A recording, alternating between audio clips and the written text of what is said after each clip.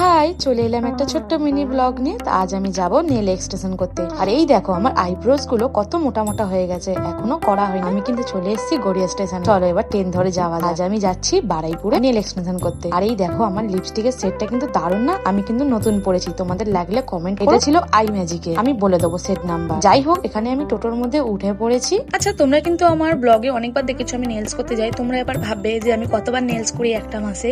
আমার না নেলস বেশি দিন থাকে না, ওই 25 থেকে 26 দিনের মতন থাকে। যেহেতু আমি হাউস ওয়াইফ, তাই আমার আর বেশি দিন টেকে না।